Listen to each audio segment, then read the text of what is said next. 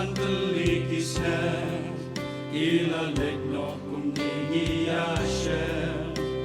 Ipai ngiyaro yamitrai Teachai gospel kabamilai Respeterin ang yata kabor Mensim maghut benkobor Mensim kajing pentemai Ensyad bor yang abasmai Enkun dot ujongan Ngasyo tu ngam long Lem kabor jong mi able Tumam hipok baro Namar jingit blay yaro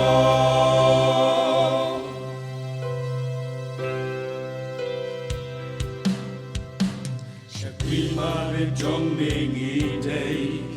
Lan shakwi ambe haka birthday Kundong ilapan ya syafran Kemu mensim jong be banyalam Shanyang isyanya stem ame Tangya beni aro imani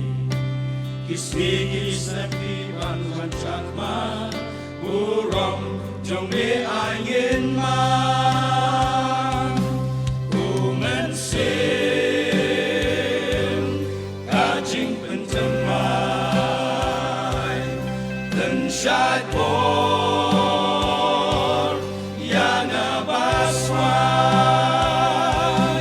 Enkun dono jonggan Ngasyong tu ngam long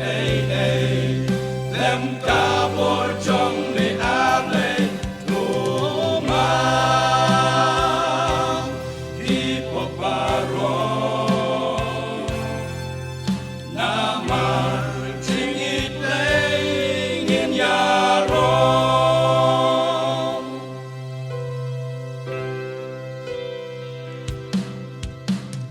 Mensim baku jong ulay Apodolo jong atu menslay Mensim baku cikular Apodolo jong atu sensya Kunya kan onu jonga Ngai tilo syangitrai nenta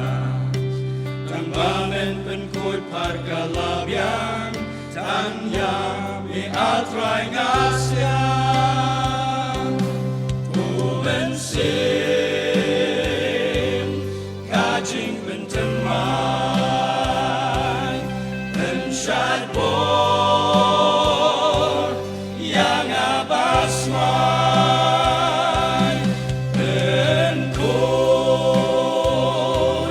dono jongan Ngasyong tu ngam long Lem kabor jong mi able Tumam hipok baro Namar jingit lengin yaro Mensim kajing pentemai Ensyad bor yang abaswai